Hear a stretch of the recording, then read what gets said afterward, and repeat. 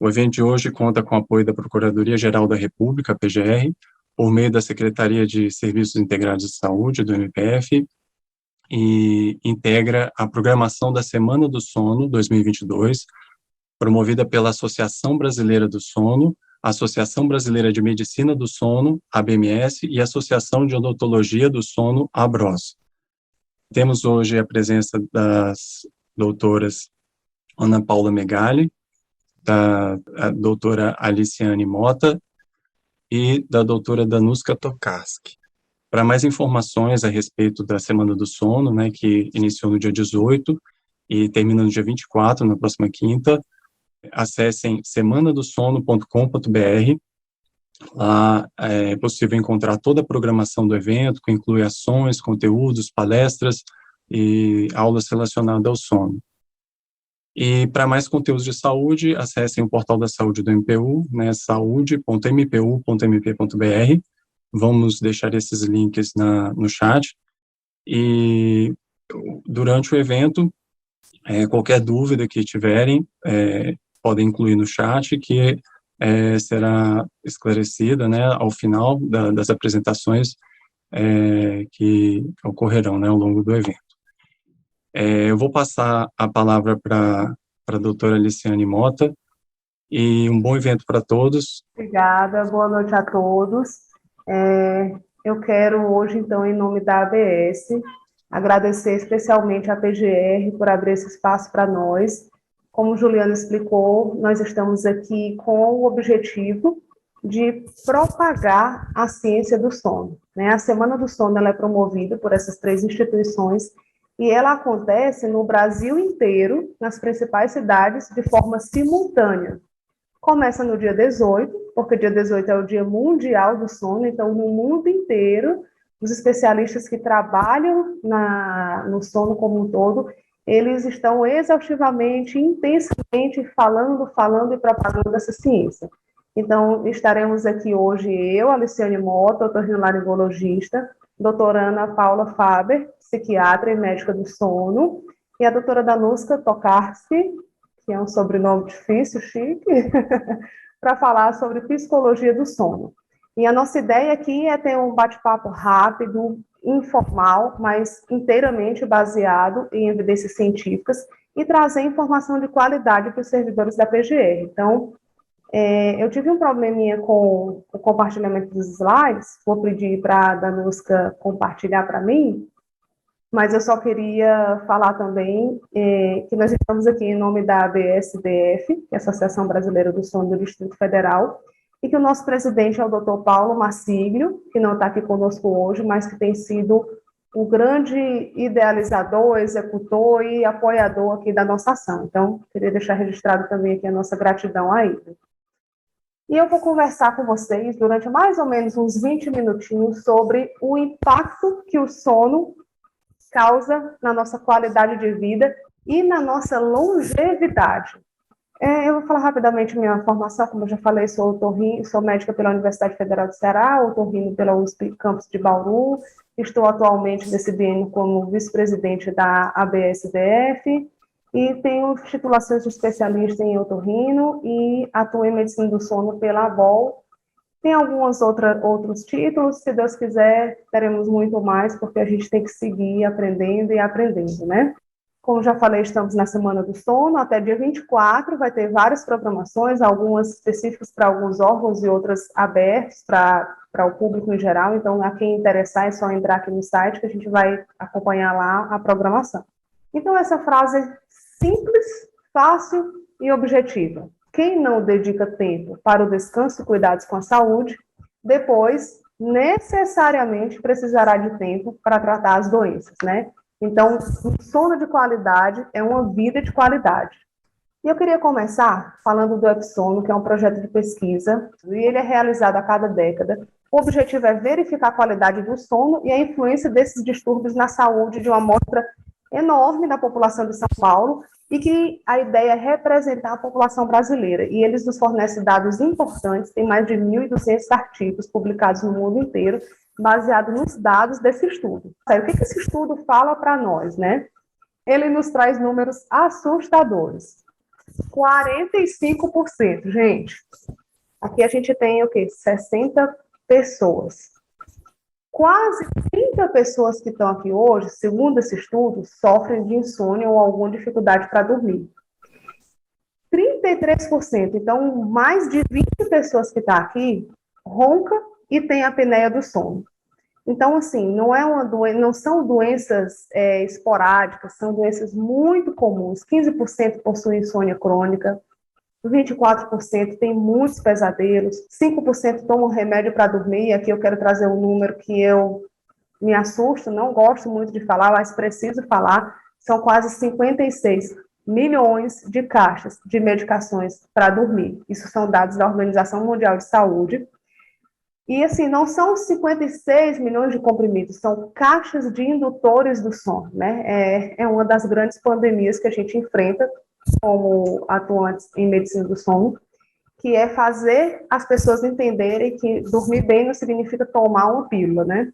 9% tem sonolência durante o dia, 3% são sonâmbulos, e 10% já consultaram um médico queixando desse cansaço. Então, certamente chegará ao nosso consultório alguém queixando de sono e de cansaço. Teve um estudo que mostrou que se o médico ou o profissional de saúde perguntar para o paciente, a queixa de sono e de cansaço é a queixa mais comum nos consultórios, mais até do que dor. Então, rapidamente falando, o que é sono, né? É um estado transitório em que a gente fica com o nível de consciência e de mobilidade diminuída, mas que é rapidamente revertido. Não é apenas uma ausência de consciência, né? O que eu quero deixar claro aqui nesse slide é que o sono não quer dizer que a gente vai apagar e vai ligar de novo no dia seguinte, porque isso nos traz a ideia de que é uma perda de tempo. Na verdade, o sono é um processo extremamente ativo. Tanto é que vários estudos de eletroencefalo, de ressonância magnética, mostram que durante o sono o nosso cérebro ele gasta muita energia, porque é durante o sono que o cérebro e todos os nossos órgãos trabalham organizando o nosso corpo para ter o equilíbrio necessário para que o nosso dia seguinte seja bem sucedido. A glicose, como eu falei, ela é extremamente consumida durante o sono, então, tá. Entendendo que esse fenômeno é rapidamente reversível, também é legal aqui a gente falar que o porquê que ela é rapidamente reversível, porque se a gente entrasse num sono extremamente profundo e permanecesse o tempo inteiro naquele sono profundo, nós certamente seríamos vulneráveis durante o sono. Então, ele precisa ciclar, acontecer em ciclos, superficial, profundo, para que a nossa espécie ela não fique vulnerável, não é um coma, né? É um estado ativo, mas que vai variando de intensidade, de profundidade ao longo da noite.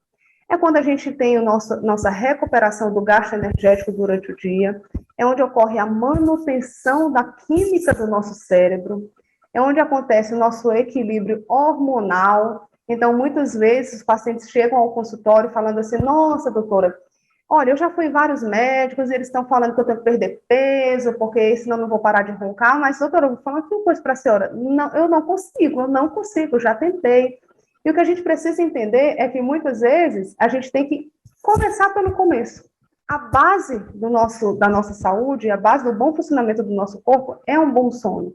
Então, se eu não durmo bem, eu tenho um desequilíbrio hormonal que faz com que eu não tenha saciedade, que faz com que eu deseje comidas muito gordurosas. Então, a pessoa que roncou a noite toda, que teve insônia, ela não vai acordar com vontade de comer uma saladinha, tomar um suco, não. Não é que ela vai acordar, ela vai passar, depois daquele período de insônia, com muita vontade de comer comida prazerosa, calórica, que é a alimentação hedônica, fora que ela não tem nenhuma resistência, nenhuma qualidade, nenhuma disposição para fazer exercício físico. Então, aí vai virando um ciclo vicioso, e aí ela engorda, e aí ela tem mais apneia, e aí ela fica depressiva, e aí ela tem insônia, e por aí vai. Então, para perder peso, para a gente ganhar massa magra, né, vamos começar pelo começo. Não é suplementando, não é hormônio injetando GH, não. Se preciso for, ok, temos que fazer. Mas depois de descartados todos os distúrbios do sono, de avaliado esse ponto. E eu gosto muito também de uma analogia com o shopping center para explicar por que o nosso cérebro fica acordado à noite. Quando a gente sai do shopping center, vai embora, a gente acha que fecham-se as portas e que ali tudo para. Mas, na verdade, é quando começa. Eles vão limpar tudo, eles vão organizar tudo, encaixotar tudo, deixar tudo pronto para o dia seguinte começar. E é isso que o nosso cérebro faz durante a noite através do sistema linfático. Quando a gente metaboliza, e a gente metaboliza muito durante o dia, porque hoje a gente não lê só livros, a gente vê a tela, a gente lê o livro, e a criança isso, e o servidor isso, e o Zoom não deu certo. Então, assim, são muitas informações ao mesmo tempo, com menos horas de estudo.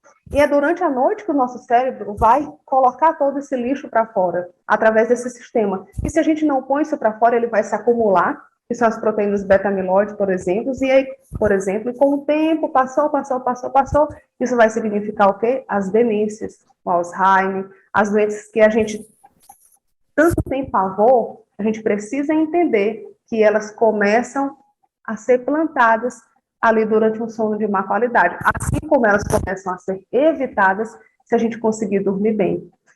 Organização dos pensamentos, consolidação da memória. Então, a gente conversou agora há pouco com os servidores do TJ e eles adoraram quando a gente falou assim, que eu nunca vi um servidor que não gosta de estudar, que não gosta de saber. Todo mundo quer saber, né? A gente prima pelo conhecimento. Mas a notícia é, eu não vou conseguir saber, eu não vou conseguir ter conhecimento e sedimentação dos meus estudos se eu não dormir bem, se eu não tiver essa faculdade respeitada. Privação de sono gera irritabilidade, a doutora Ana Paula vai falar melhor sobre isso. Aqui eu não vou entrar em detalhes, mas a gente precisa entender que é uma fisiologia complexa de liga, desliga, equilibra. Tem parte do nosso corpo, do nosso cérebro que liga, parte que desliga, parte que equilibra tudo aquilo, como a melatonina. Então, eu não posso ir lá na farmácia. Por que eu coloquei esse slide aqui?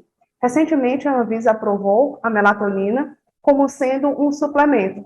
Então, doutora, eu estou com insônia, eu quero ir lá na farmácia para tomar melatonina. A doutora Ana vai falar sobre isso. Não é simples assim. O nosso cérebro, ele produz a melatonina, ela não é só indutor do sono, ela nos ajuda a marcar o nosso ritmo durante o sono. Então, a gente precisa entender que é uma fisiologia complexa e que não é simplesmente ir lá e pegar uma pílulazinha e resolver. E cuidado com a melatonina. A gente vai aprender mais sobre isso mais à frente. Ainda na fisiologia do sono, gente, eu não estou marcando aqui o tempo, vou conversar agora, mas se eu me estender, vocês me avisem. Aqui a gente vai só entender que quando a gente está... É baseado em quê? Baseado em que eu sei se eu estou acordada, se eu estou dormindo. Doutora, eu achei muito esquisito esse exame do sono, a senhora descobriu que eu estava em sono profundo, ou que eu estava em sono superficial, então, como que pode isso? Isso é classificado, baseado em uma série de fatores, um deles é um movimento, um eletroencefalograma, que a gente vê as ondas cerebrais e o movimento dos olhos. Juntando esse quebra-cabeça, de forma resumida, a gente tem algumas fases, sono N1, N2, N3 e o REM. Os mais superficiais são os 3 primeiros e o REM é o mais profundo. O que a gente mais precisa para ter todos aqueles resultados benéficos que eu li no slide passado é do sono N3 e do sono REM, que são exatamente os sonos, as fases mais profundas do sono, que estão mais concentradas na segunda etapa da noite. Por isso, o problema da gente dormir meia-noite, 1 hora, e acordar cedinho, que também vai ser falado mais na frente. Então, existe toda essa arquitetura que a gente precisa respeitar. Ritmo circadiano. Eu adoro explicar esse slide, porque eu acho muito interessante. Como foi que descobriram que existia isso? Um pesquisador, lá na década de 30, chamado Azerinsky, ele foi lá numa caverna em Chicago, com alguns colegas, tem que ser pesquisador para fazer isso, né? Aí eles entraram nessa caverna e fecharam tudo, e ficaram lá no escuro total. E aí eles imaginavam que o corpo deles ia entrar num caos absoluto, não ia ter hora de acordar, não ia ter hora de dormir, não ia ter hora para comer, ia virar assim uma verdadeira bagunça. E o que eles descobriram, que é o que traz esse conceito de ritmo circadiano, que nós, seres humanos, temos um ritmo interno inerente ao ser humano, que é claro que dependendo de alguns estímulos externos, esse ritmo ele pode ser melhor ajustado ou bagunçado. Mas esse ritmo naturalmente foi feito para respeitar dia, noite, períodos de trabalho, períodos de descanso, É até um dos motivos porque a nossa semana é composta em 6 dias de trabalho e 1 dia de descanso. E a gente precisa entender que o nosso corpo precisa dessa ritmicidade para funcionar bem. Isso tem relação com o meio ambiente. E aí, doutora, então me fala, o que eu preciso fazer aqui fora para fazer isso funcionar bem aqui dentro? Quais são os fatores reguladores que impactam mais no nosso ritmo? A luz. Então, uma dica prática, rápida, se expõe à luz, principalmente pela manhã. Refeições em horários regulares, tudo isso desencadeia uma série de consequências metabólicas que vai resultar lá à noite. A Danuska fala muito bem sobre isso, né, que a insônia não é uma doença da noite, é uma doença da vigília. E a melatonina, que é o nosso hormônio natural, que o nosso cérebro produz através da glândula pineal e que a gente consegue fazer esse hormônio aumentar se a gente cuidar desses outros pontos, assim como fazê-lo diminuir se a gente pegar o nosso celular e ficar lá à noite com a luz estimulando através do nosso olho, da retina, a inibição da melatonina. E não só isso, aquela interatividade que só os meios eletrônicos fazem com o nosso cérebro, né? A gente começa a ver uma rede social e vai no e-mail e vai no Instagram e nananana. Então, aquilo é extremamente prejudicial porque gera no nosso cérebro um estado de hiperalerta. Isso tem consequência, que é a sonolência diurna excessiva, é a fadiga crônica. Se fala muito hoje em PCR. Nossa, doutora, eu tive Covid, meu PCR está lá em cima, estou super preocupado. Tem que preocupar? Claro que tem que preocupar. Mas não é só o Covid que aumenta a PCR. O que é a PCR? É uma prova de função inflamatória. Essa prova, essa medida, que é feita através do exame de sangue, não, porque o PCR não é só aquele cotonetinho do nariz, não, né? A gente pode dosar ele através do sangue de uma forma inespecífica. Ela me fala, assim como o VHS, se o meu corpo está inflamado ou não. E uma das formas que a gente encontra de ir dosando se o paciente que está fazendo o tratamento do sono está tendo melhora é através desse exame, porque o paciente que chega para a gente com distúrbio do sono totalmente descontrolado, ele está inflamado, ele está doente, né? O corpo dele todo está doente. A improdutividade laboral, tanto é que nos Estados Unidos já se entende que os distúrbios do sono, principalmente a apneia do sono, eles são uma doença de saúde pública. Então, principalmente porque lá eles têm um sobrepeso em índices muito mais alarmantes do que aqui. Déficit de aprendizado e memória, irritabilidade, disfunção sexual, não só pela diminuição do hormônio testosterona, como por problemas diretamente na microvasculatura peniana. Então, é muito comum a gente receber, a esposa traz o marido, porque o marido está roncando, e quando a gente começa a conversar, aquele casal está tendo problema nessa área. E lembrando que a testosterona no homem, ela não está relacionada só à libido, né? Ela está relacionada à intensidade de vida, produtividade. Essa foto aqui da direita desse slide é um acidente que aconteceu dia 14 agora, aqui em Brasília. Um carro passou direto em uma tesourinha e caiu lá no final. E o motorista não estava bêbado, não estava doente, não tinha nenhum problema, ele só estava muito cansado. E isso acontece vez após vez, né? Fala-se que o acidente em Chernobyl foi porque o alarme foi acionado e a equipe estava muito exausta e ela não acordou, e por aí vai. Nós falaremos aqui de vários exemplos. O fato é que os acidentes de trânsito, eles acontecem muito mais por privação de sono do que por excesso de álcool. Então, a gente precisa estar atento a isso. Dores crônicas, fibromialgia, dor de cabeça, então aquela paciente, aquela pessoa jovem, que nem tem muito perfil de apneia ou de insônia, e que tem muita dor de cabeça. A gente precisa investigar como que está a qualidade do sono dela.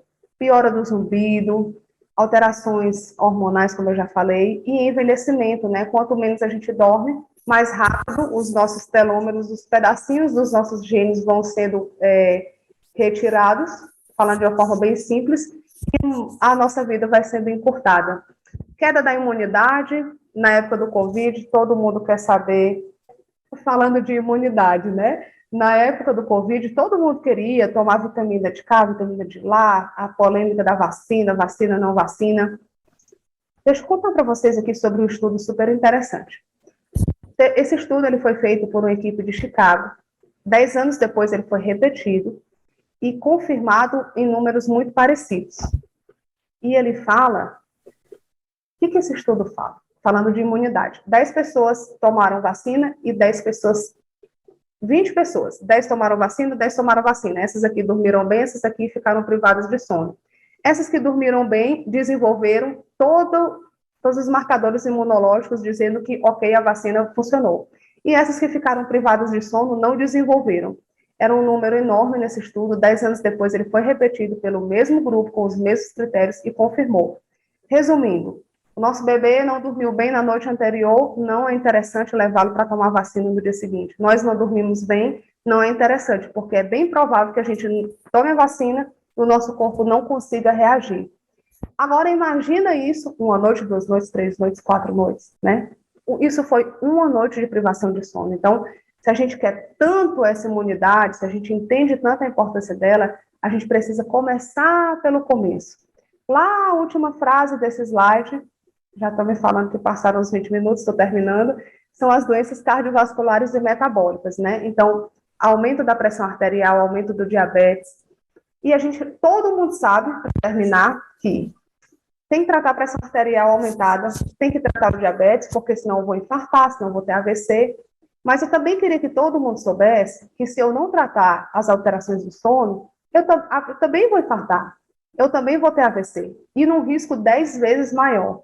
E que não é incomum a gente ver entrar no nosso consultório, é triste de ver, aquela esposa, eu já recebi essa semana que passou, uma esposa levada pelo marido com cadeira de rodas, hemiplégica, sem movimentar um lado do corpo, 51 anos, e o fator de risco dela era a apneia. Aí, depois que ela teve AVC, ela queria tratar, mas aí já era tarde demais, né? As doenças relacionadas ao sono, a mais comum é a insônia, que a doutora Ana Paula vai falar na sequência. A segunda mais comum é a apneia obstrutiva do sono. E existem muitas outras doenças catalogadas, como o bruxismo do sono, o sonambulismo, síndrome de pernas inquietas, pode passar. E as doenças psiquiátricas. Então, para terminar, eu gosto muito dessa frase de Abraham Lincoln que fala: e no fim, não são os anos em sua vida que importam, é a vida dos seus anos, né? Então, do que adianta a gente viver anos e anos e anos se a gente não tiver qualidade de vida, a gente não puder servir, a gente se tornar um peso para a nossa família, né? Por isso que a gente quer deixar aqui esse tema, esse lema: sono de qualidade, mente sã, mundo feliz, né? Tudo que nós precisamos. Então, aqui eu encerro, ficam os contatos, e agora a gente vai receber a doutora Ana Paula. Uma das primeiras palestras que ela sabe disso, mas que eu assisti sobre medicina do sono e que me encantou, foi lá no TJ, era presencial ainda. Aí eu falei assim: nossa, um dia eu ainda vou dar uma palestra e vou conseguir que seja com ela, né? E esse dia chegou. Então, esse momento aqui, para mim, é muito especial. Obrigada, viu, doutora Ana Paula? Não, eu que agradeço. A doutora Ana Paula Faber, ela é graduada em Medicina pela Universidade de Brasília. Ela fez residência médica em Psiquiatria pelo Hospital de Base do Distrito Federal. E ela é mestre em Ciências da Saúde, na área de Medicina do Sono, e atua hoje mais na rede particular, no seu consultório. Obrigada pelo seu tempo, que eu sei que é super apertado, e pelo seu conhecimento. Bom, gente, boa noite a todos. Antes de mais nada, não sei se vocês estão vendo a nossa camiseta, né? A Semana do Sono é tão importante que vale a pena a gente até fazer camiseta para ela. Se vocês quiserem, a gente encomenda. Bem, estou me vendo aqui agora. Então, hoje, né, o assunto que eu vou abordar é insônia, que é um assunto que eu trabalho bastante. Quando se fala aqui de pare de sofrer, é porque realmente gera muito sofrimento. O sofrimento, ele não é apenas para o indivíduo, é um sofrimento coletivo. Nós vimos aí a cena que a doutora Aliciane mostrou de um acidente de carro por pessoas que estavam em privação de sono. Existe o companheiro que às vezes fica sofrendo pelo mau humor do insônia no dia seguinte, são as faltas ao trabalho por causa do absenteísmo por causa de insônia. Então, o coletivo sofre muito, não é apenas o indivíduo.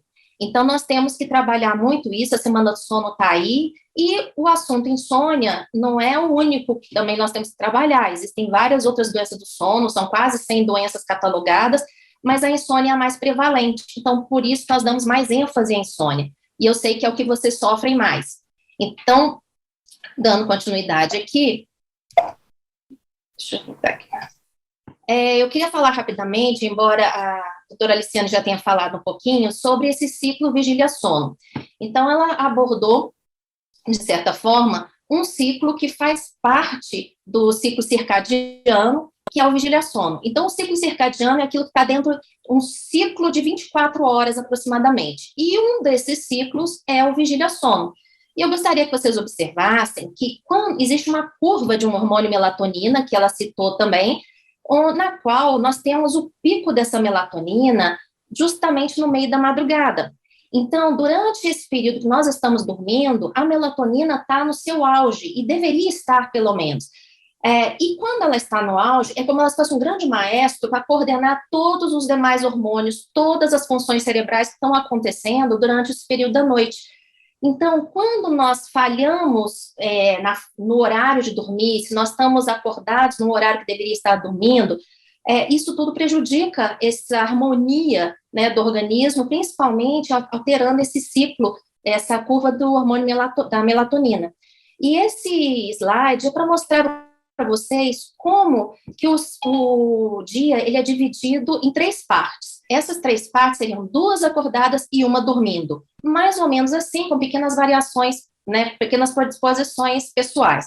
E nessa situação, nós temos uma série de coisas que vão acontecer durante esses 2 momentos que nós estamos acordados e uma série de outras coisas que vão acontecer durante um momento que a gente vai estar dormindo.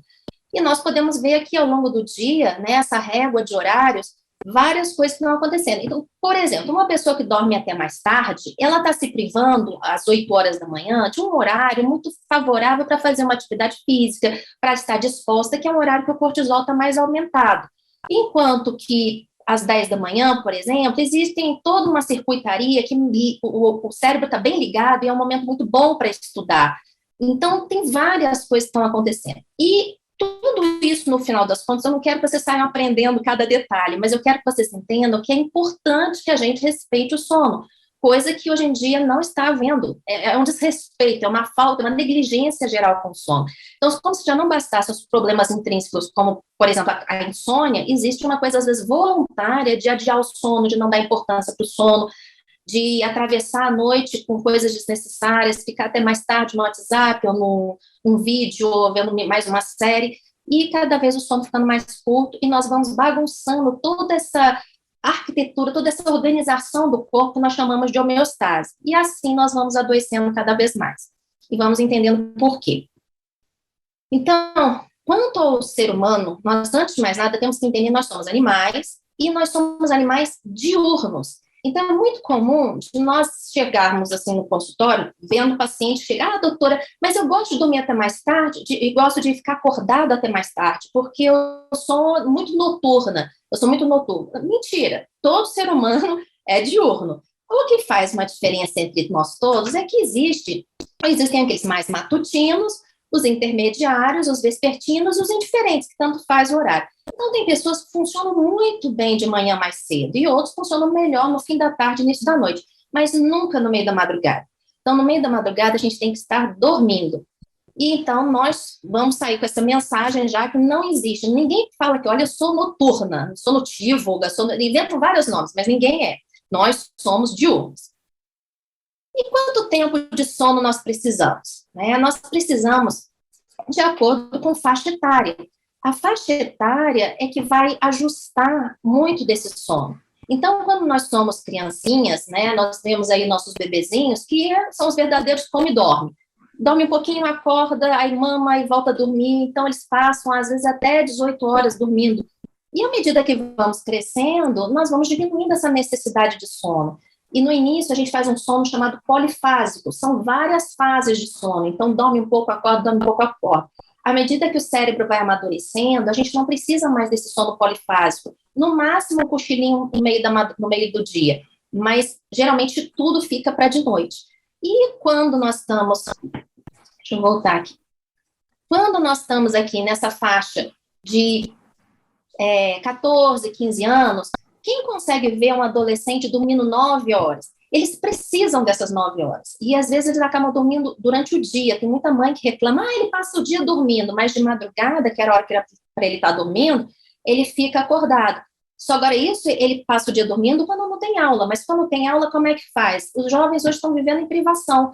Então, eles vão jogando o sono para frente, aí chega de manhã cedo, a escola começa às 7, 7h30, aí tem que estar acordado, tem que estar preparando para o vestibular, tem que comparecer à escola, aí eles estão sempre exaustos, com essa privação de sono contínua. Já o ser humano mais adulto, né, já os adultos, nós precisamos em média de 7, 8 horas. Porém, queria que vocês entendessem um pouquinho esse quadrinho aqui. Esse quadrinho, ele fala sobre... são predisposições pessoais. Existem os médios dormidores, os longos e os curtos dormidores, que eu representei aqui em azul. O médio dormidor é a maioria da população. Em torno de 7, 8 horas é a necessidade que a maioria das pessoas precisa. Porém, existem pessoas que, infelizmente, nos dias de hoje, quase que não conseguem dormir o que precisam, mas precisam de 9 horas de sono, acima de 8 horas. Existem os curtos dormidores, que são menos que 7, às vezes 6 horas, 5 horas e meia no máximo, mas 6, 6h30. Então, são pessoas que, apesar de precisarem de um tempo maior, um tempo menor, ou um tempo médio, está dentro da normalidade. Isso é uma predisposição pessoal. Agora, o que acaba acontecendo? Muitas vezes, existe a chamada privação de sono, que é isso que está aqui embaixo. Então, não é que a pessoa tem um sono curto, ela come beiradas do sono, ela demora para dormir, acorda às vezes muito cedo por causa do trabalho e estão sempre privadas, é aquilo que eu estava falando do adolescente. Então, essa privação de sono já é danosa, porque não é a sua predisposição natural, você está forçando uma natureza que não é real. E existem outros 2 problemas, que são o avanço de fase e o atraso de fase. O avanço de fase ele é muito mais comum nos idosos, ou em regiões onde, como fazendas, lugares mais de campo, onde as pessoas tendem a deitar mais cedo e vão acordar mais cedo. E o atraso de fase é o oposto, quando se deita mais tarde, vai dormir mais tarde e acorda mais tarde.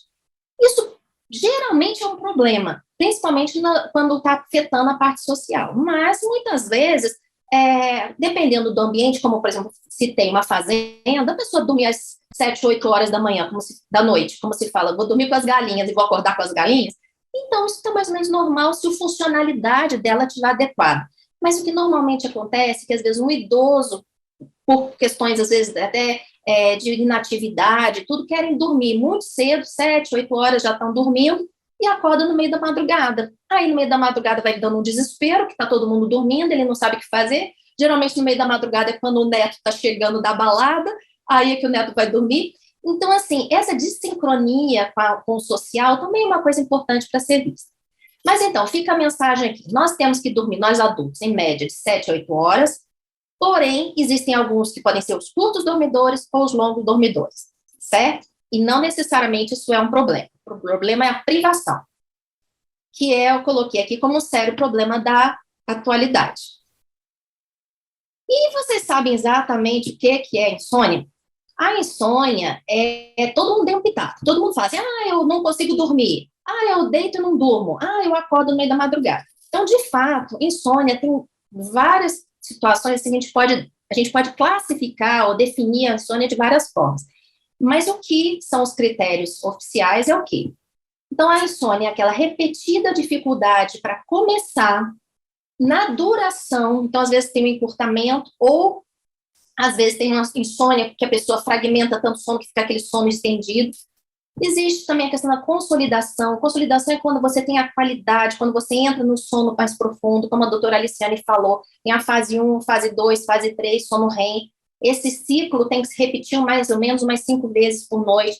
Então, quando ele não consegue fazer essa programação biológica, isso pode ser considerado também uma insônia, e aquela percepção de uma qualidade ruim de sono. Tem gente que às vezes até fala, olha, eu dormi a noite toda, mas eu acordo como se não tivesse dormido, eu tenho uma sensação de sono superficial, como se qualquer coisinha me acordasse, mesmo que eu não tivesse acordado. Isso, por exemplo, acontece muito com quem tem apneia do sono. Quem tem apneia do sono pode até dormir, está sempre exausto, querendo, onde bate, cochila, mas a apneia do sono não deixa o sono aprofundar. Então, essa iniciação, a duração, consolidação, a qualidade do sono precisa ser avaliada.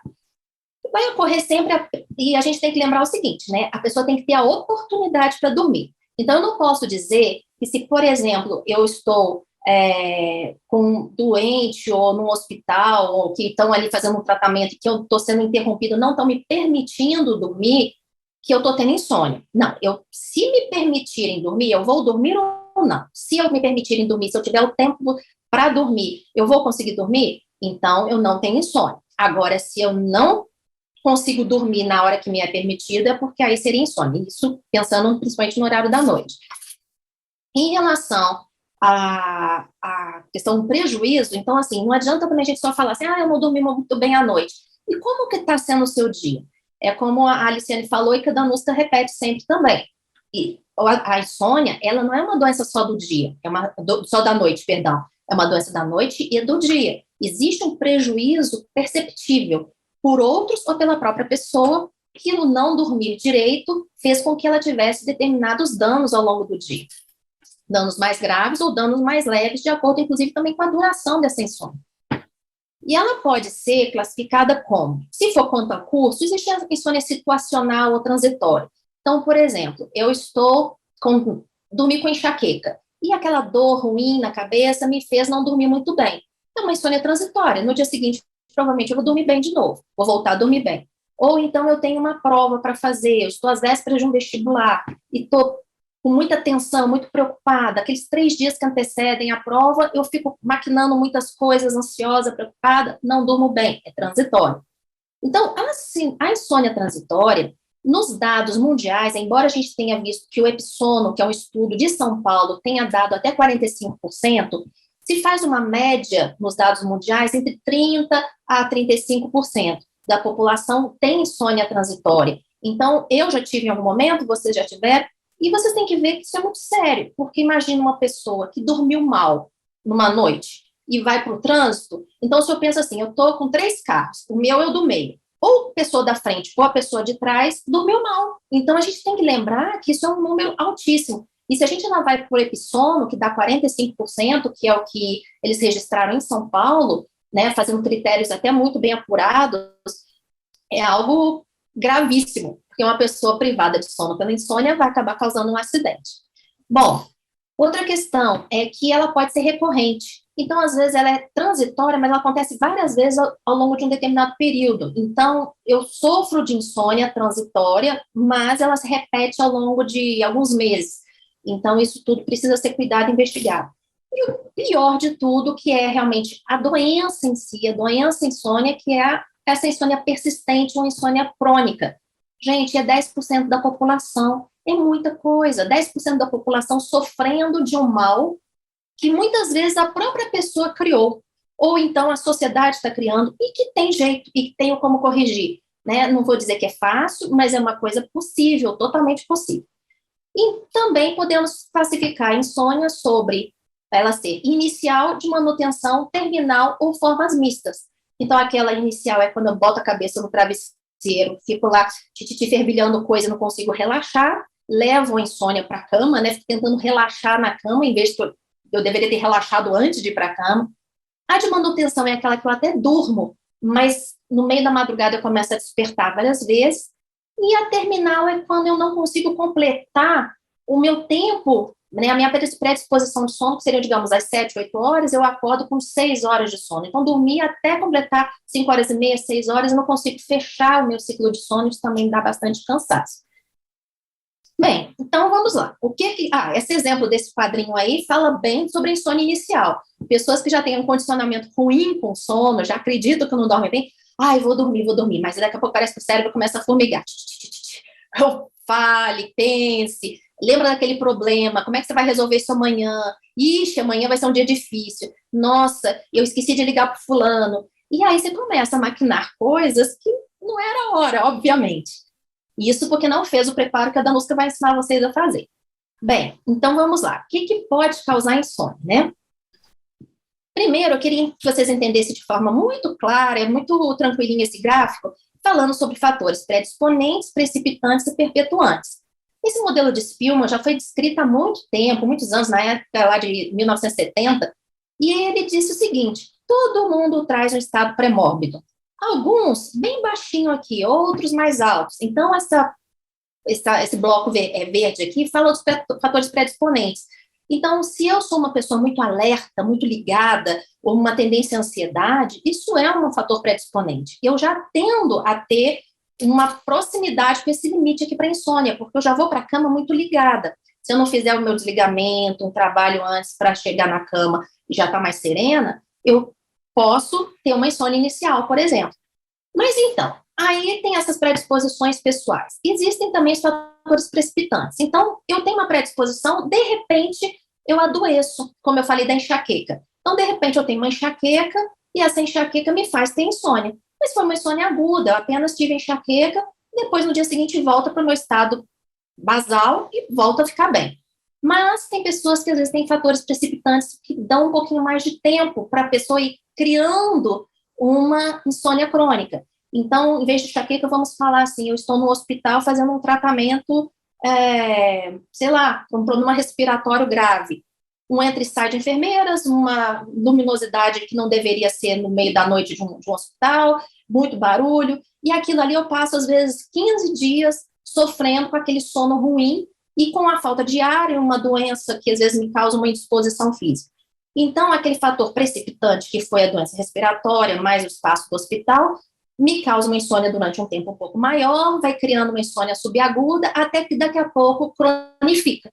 E aí vem os fatores perpetuantes. Eu crio, às vezes, um condicionamento com a insônia, ou eu fico tão traumatizada que vem um problema psiquiátrico que me leva a ficar com aquele problema de dificuldade de dormir por mais tempo. Então, aquilo que foi lá no início, um fator precipitante, se perpetuou. Então, isso é um problema que acaba cronificando e trazendo a doença insônia realmente. E aqui, dando exemplos, né, fatores predisponentes, nós temos os traços biológicos, como esse hiperalerta, alguns traços psicológicos, fatores ambientais, uma tendência, pessoas que têm tendência a dormir pior durante os estresses, que elas já relatam, não chega a ser uma insônia, mas ela parece que o sono fica um pouquinho mais superficial quando está vivendo um estresse, elas têm mais chance de desenvolver um quadro de insônia, a síndrome, a doença, que seria a insônia crônica. A percepção, pessoas que percebem, desde pequenininha meu sono é meio leve.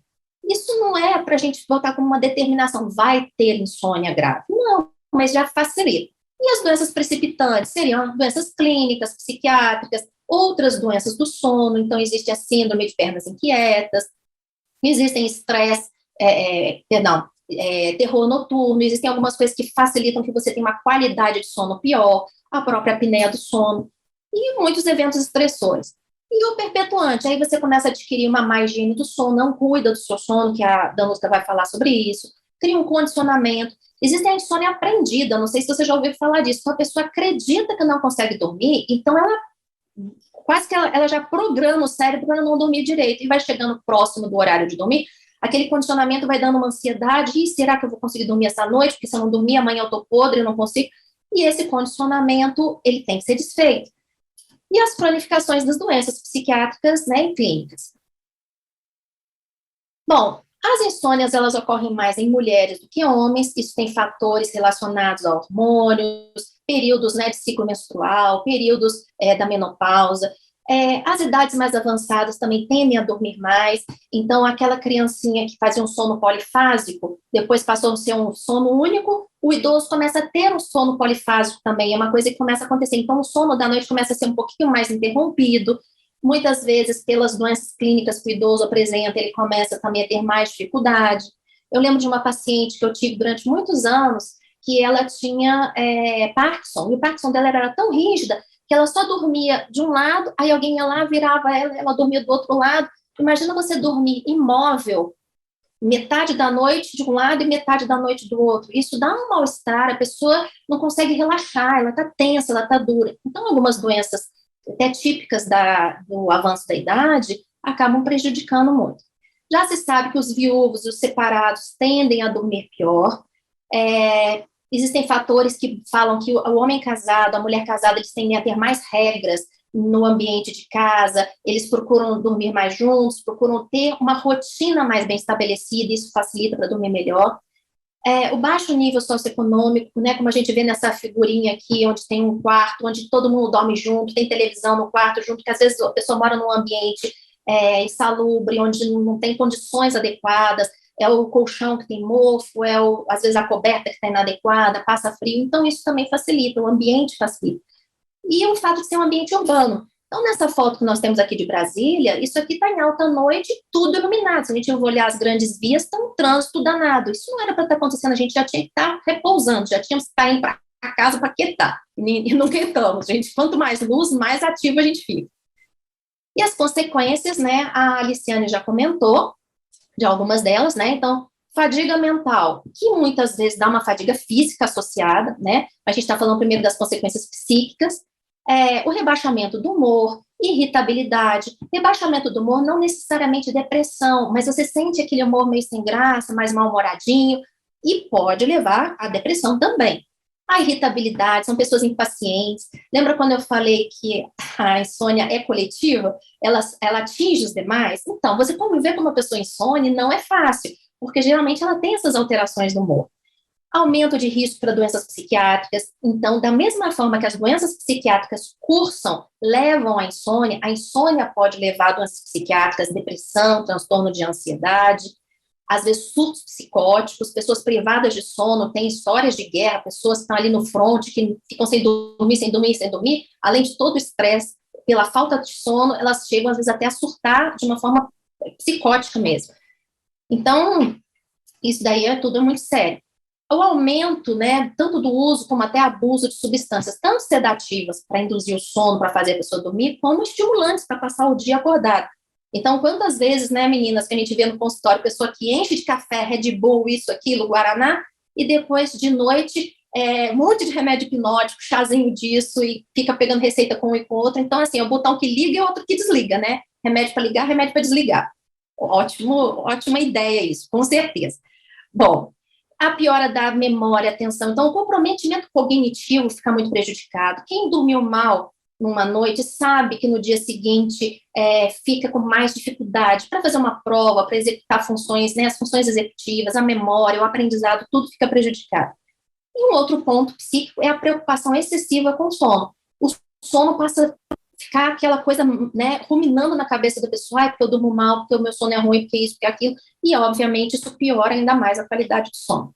As consequências físicas, mal-estar geral, fisicamente se sente mal, a tendência à sonolência excessiva que leva a acidentes, cefaleia está muito associada à privação de sono, a supressão de crescimento. Então, a Luciane falou sobre hormônios, então o GH, que é o hormônio do crescimento, que não é só para criança, é para manter uma série de funções orgânicas, para melhoria da musculatura, para manter os ossos, né, não ter osteopenia, osteoporose. Então, o GH ele é muito importante, e ele, quando a melatonina está alta, ele é bem liberado, mas se a melatonina está baixa, e ela só vai estar alta se você estiver no escuro, se você estiver na hora certa indo para a cama, e senão ela não vai, então, com isso, o GH não é liberado. Então, supressão do crescimento, aumento de risco de diabetes, ganho de peso, como a Aliciane falou, aumento de risco para doenças cardiovasculares, alterações de pressão, arritmias, e o comprometimento do sistema imunológico. Pessoas que não dormem bem são mais suscetíveis a doenças, não reagem bem às vacinas, como a própria Aliciane falou.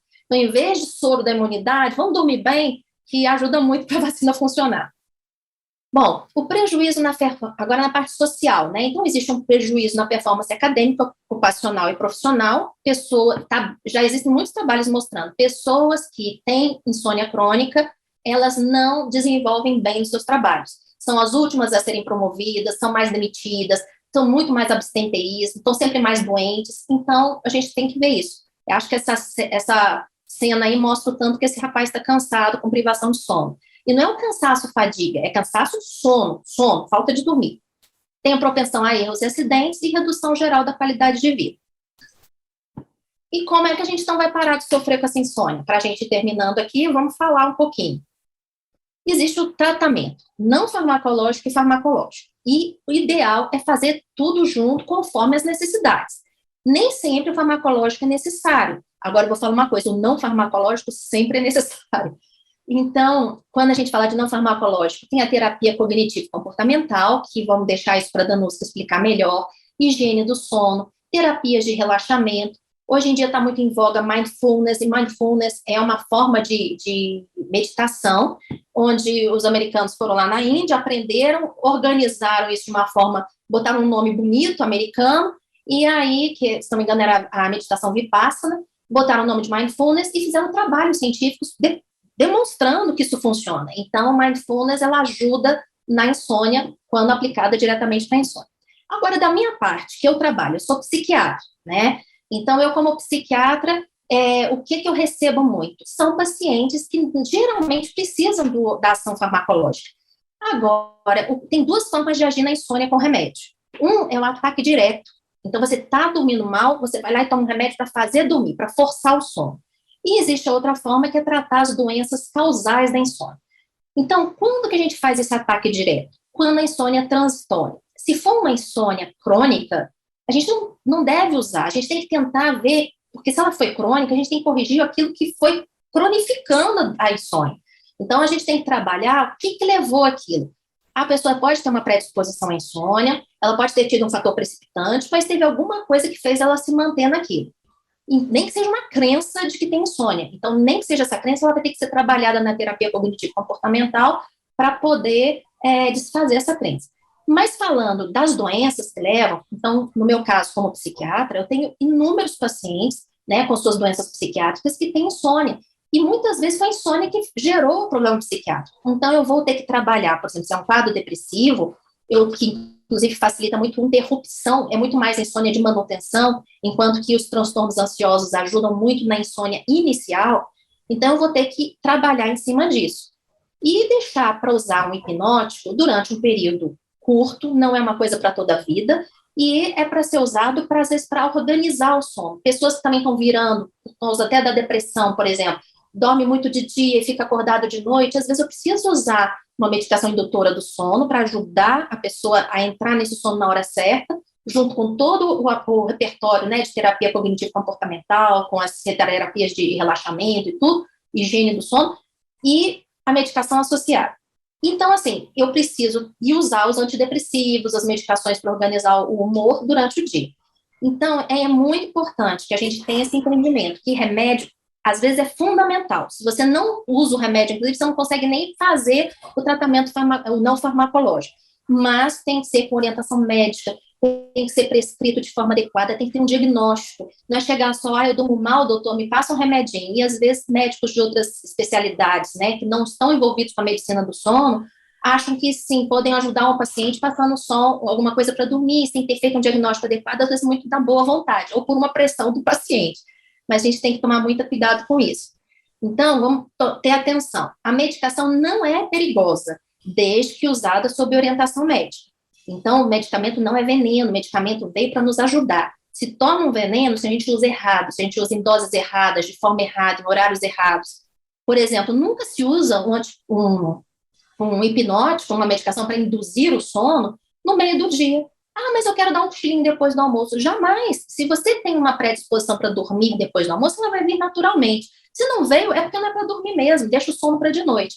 Então, são coisas que a gente tem que lembrar e são bem importantes. A automedicação é perigosa, né, se você está tomando sem ter uma orientação médica, porque você pode cronificar a sua insônia, aquela insônia que às vezes era rápida, transitória, ela vai passar a ser um problema para você depois. Vai tratar erradamente, porque vai camuflar sintomas de coisas, às vezes, que estão por trás disso, pode causar uma dependência química e psíquica, e causar tolerância. Tolerância é você precisar de cada vez doses maiores para cumprir o mesmo objetivo. E você não pode também responsabilizar o remédio pela cura. O remédio, ele é um componente que vai ajudar, que vai contribuir, mas se você não se modificar nos seus comportamentos, você vai ter bastante dificuldade de se livrar dessa insônia, tá bom? E é assim, vão encerrando, né? Lembrando que não tem boa qualidade de vida sem boa qualidade de sono. E essa é a minha mensagem. Então, eu sou a Ana Paula, psiquiatra, fico à disposição depois para as perguntas. E é isso, Aliciane. Obrigada, viu? A gente avançou um pouquinho no horário aqui, mas por mim, a gente ia até amanhã de manhã, mas ok, né? A gente tem uma programação a seguir. Muito obrigada, foi como sempre maravilhoso ouvir a senhora. Agora eu ouvi você, né? Não você, por favor. Agora, gente, eu vou apresentar a Danuska. A Danuska é na nossa gestão desse biênio, o nosso braço direito, esquerdo, a perna esquerda, ela é secretária da ABS no biênio de 2022-23, que é o atual. Ela é psicóloga pela Universidade de Brasília, é certificada em Psicologia do Sono pela ABS e pela Sociedade Brasileira de Psicologia, e tem formação em EMDR pela Associação Ibero-Americana de Psicotrauma. E vai trazer para nós aqui um pouco de como lidar com essa doença tão prevalente que é a insônia, né? Boa noite a todos. Queria, claro, começar agradecendo a oportunidade de estar aqui com vocês, né? De fazer parte dessa diretoria, desse convite. A doutora Ana Paula também fez parte da minha história, doutora Luciane, dentro da medicina do sono. Eu participei de congresso que ela fez quando era diretora, em 2008, em 2006. Vou interromper, vocês estão me deixando muito velha, viu? Não sou tudo isso de velha, não. Não é, Todo mundo tem história que aprendeu comigo, não é bem assim, não. É a nossa referência, né? Muito bom poder mas é um prazer de ver vocês continuando. Não, é um prazer de ver essa equipe aí forte, continuando o trabalho que começou lá atrás. Isso é muito bonito. Mas vou deixar você falar. Tá, obrigada mesmo. E vou compartilhar aqui a tela com vocês. O que eu quero trazer para vocês hoje, gente, é o que a gente pode fazer para melhorar a qualidade ou a quantidade do nosso sono. Então, o sono não é só quantidade, mas também a qualidade. E existem algumas estratégias que podem ser feitas para que isso aconteça. Só que antes de eu falar para vocês o que precisa ser feito, eu gostaria de fazer um convite para que todo mundo pegasse uma caneta, um papel e uma caneta, ou então, se não conseguir fazer isso, pegar uma calculadora, que a gente vai fazer investigar um pouco o sono de vocês agora, tá? Eu quero saber como que isso tá. E para isso, a gente vai investigar o grau de sonolência de vocês. Então, vocês vão pegar uma caneta e a gente vai responder esse questionário. Esse é o questionário de Epworth. O que ele avalia? A sonolência. A sonolência, gente, é um sinal de que o sono não está muito bom. Assim como a gente sente fome quando a gente está precisando se alimentar, a gente sente sono quando está precisando dormir. Então, uma das formas para a gente poder identificar como é que está a quantidade e a qualidade do sono é a sonolência. Então, vou pedir para vocês pegarem agora essa avaliação e eu vou querer que vocês compartilhem comigo, inclusive, os resultados aqui no bate-papo, para a gente fazer um momento mais dinâmico, assim. E vocês vão me dizer qual que é a chance de vocês cochilarem. Pega como referência esse último mês de vocês, tá? Se vocês estiverem sentados e lendo, qual que é a chance de cochilar? Aí vocês vão anotar 0 para nenhuma chance, 1 para pequena chance, 2 para moderada chance e 3 para alta chance de cochilar.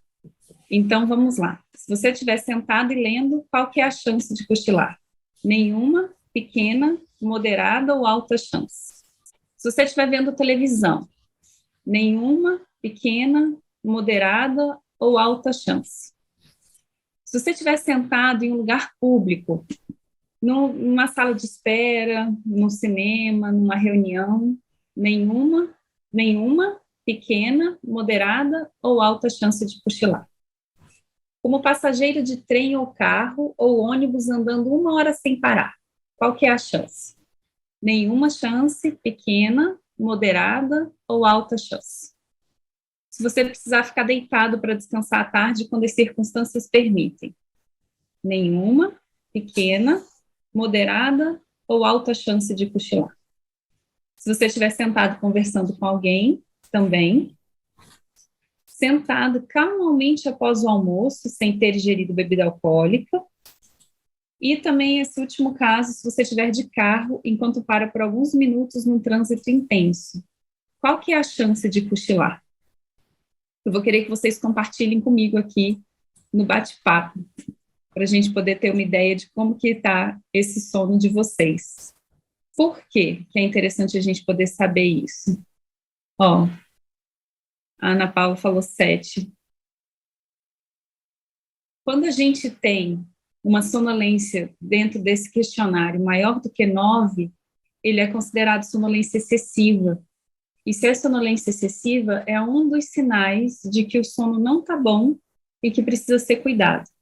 Danuska, significa que, de fato, eu estou com algum problema? A chance é grande de você estar com algum problema na quantidade ou na qualidade do sono.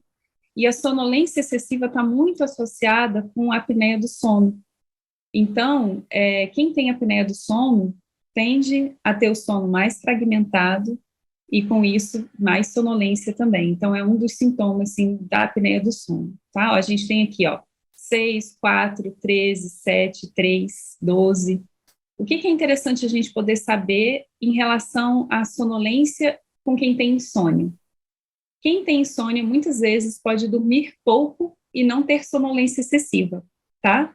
Porque a insônia, justamente, acaba sendo um transtorno do sono associado ao estado de hiperalerta. Então, quem tem insônia tende a ser mais hiperalerta, a gente chama de mais ligadinho na tomada, e mesmo eu dormindo mal ou pouco, eu não sinto essa sonolência, essa vontade de cochilar, eu sinto cansaço, mas não sono. Então, o Epworth, ele acaba sendo mais usado para medir sonolência, principalmente para a parte de apneia e outros transtornos do sono também, mas não necessariamente para insônia. Ó, vou passar para vocês mais um questionário para a gente poder avaliar aqui, que é o índice de gravidade da insônia. Também é um outro instrumento que a gente tem para poder avaliar, então, a insônia. Como é que anda essa questão desse sono? E aí, eu vou pedir para vocês responderem também, e registrando isso, de acordo com essas perguntas aqui e as avaliações. Ó, avalie a gravidade da sua insônia nas últimas 2 semanas. Então, você está com dificuldade em pegar no sono? Nenhuma dificuldade, leve, moderada, grave ou muito grave. Atenção que agora aqui os números são diferentes, tá? Então, é de 1 a 5 essa escala. Você tem dificuldade em manter o sono? Isso é, você acorda algumas vezes durante a noite?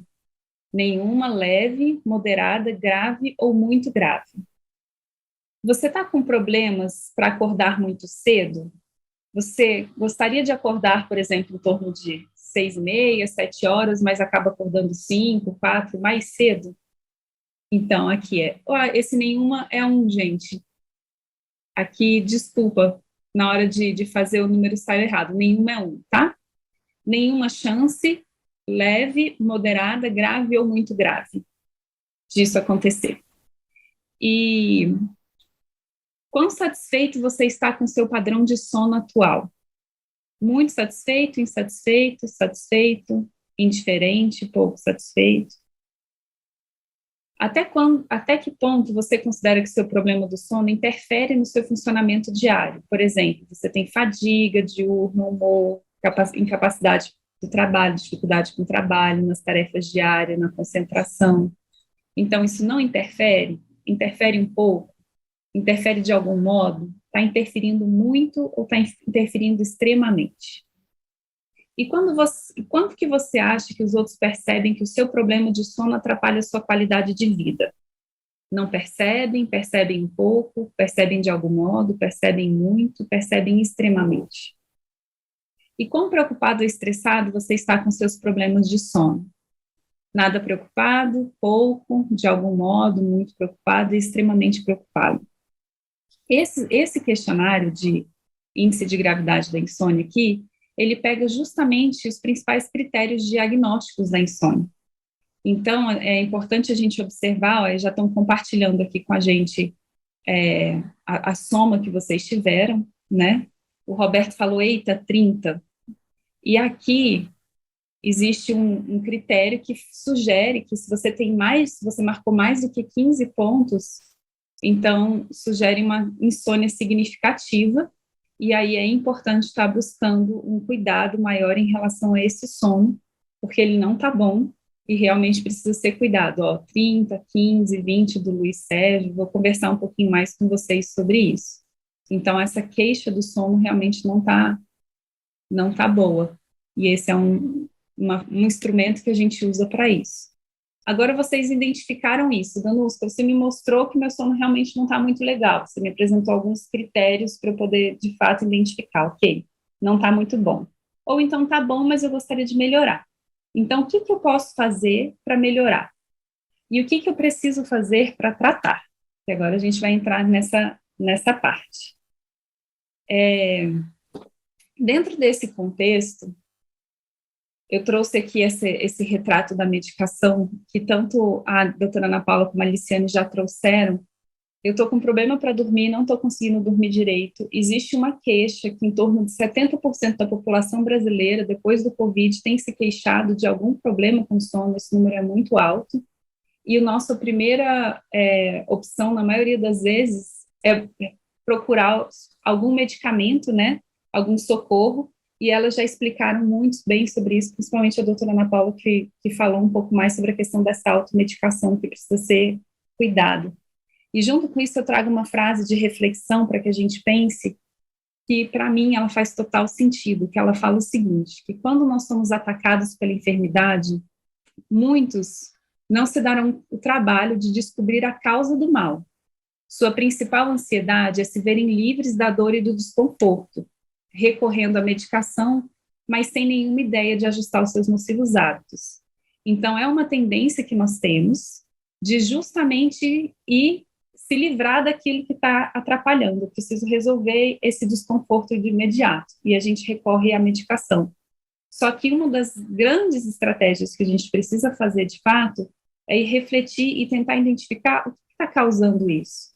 O que eu preciso mudar no meu estilo de vida para que eu possa melhorar isso. E o sono, ele está muito relacionado com o nosso estilo de vida. Então, tanto o que a gente faz durante o dia atrapalha a nossa noite, como a noite interfere no nosso dia. É claro que a gente sente mais quando uma noite não é mal dormida, que interfere no dia. Mas os nossos hábitos nocivos acabam interferindo muito na nossa qualidade de sono. E um dos principais transtornos que a gente está tendo hoje já é considerado, de fato, um transtorno do sono, muitas pessoas não sabem, mas é um transtorno silencioso aí que tem crescido cada vez mais na modernidade, de fato, é a síndrome do sono insuficiente, e que vai estar associado com esse, eu não estou dormindo muito bem, eu queria dormir um pouco melhor. Por quê? Porque o meu sono está mais curto, como a doutora Ana Paula falou, da privação de sono. Então, eu falo que ele é um transtorno silencioso, a gente não percebe o tanto que ele está nos incomodando, e que tem crescido muito na modernidade, principalmente com a tela que saiu da TV e foi para a palma da nossa mão, e tem tomado muito nosso tempo. Então, uma reflexão aqui também para a gente poder pensar e fazer algumas continhas em relação à privação de sono, queria que vocês respondessem aqui também, quantas horas vocês dormem em média durante a semana? Durante a semana eu durmo em média 6 horas e meia. E no final de semana você dorme um pouco mais, você está precisando dormir um pouco a mais, isso já é um sinal de que você está com privação de sono durante a semana e que está precisando dormir um pouquinho mais no final de semana. Então, esse sono não está sendo suficiente durante a semana. E quantas horas você acredita que necessita para dormir bem? Eu gostaria de fato, quando eu estou de férias, eu durmo bem, tranquilo, 8 horas, sem nenhum problema. Então, avaliem isso e observem quanto que está dando de privação de sono para vocês por dia. E aí eu quero trazer um cálculo aqui, que é um cálculo muito simples, mas para a gente poder refletir. Se eu estou dormindo, em média, 7 horas de sono todas as noites, mas eu precisava dormir 8, significa que eu estou devendo 1 hora toda noite. Então, todas as noites, durante 365 dias, eu estou devendo 1 hora de sono. Se a gente pegar e dividir isso em média por 8 horas, que era o que a gente precisaria ficar dormindo por noite, significa que a gente deixou de dormir 45 noites ao longo de um ano. A quantidade de noites, se a gente pudesse condensar tudo isso, significa 45 noites perdidas no prazo de um ano. E aí eu te pergunto, isso faz diferença? Você já se imaginou ficando 1 mês e meio dormindo menos durante o seu ano? E, infelizmente, a gente tem tido esse descuido com o nosso sono. A doutora Ana Paula falou muito bem dessa questão da falta de respeito com o sono, né? Então, as nossas prioridades são outras. A sociedade tem exigido muito da gente outras prioridades. Sempre tem uma coisa a mais para fazer, uma coisa a mais para resolver, uma mensagem a mais para ver, e nós estamos ficando privados de sono. E tem um artigo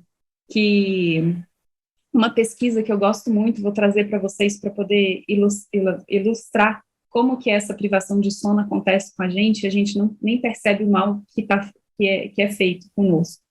Esses pesquisadores, eles pegaram um grupo de pessoas que dormiam normalmente 8 horas, era o ritmo de sono que eles tinham, era a quantidade de sono que eles tinham, e separaram esse grupo em 4 subgrupos. Antes disso, eles fizeram uma série de testes com essas pessoas, avaliando a atenção, a concentração, inclusive a questão eu sempre esqueço essa palavra, reflexo também. Então, fizeram uma série de testes relacionados à parte cognitiva dessas pessoas.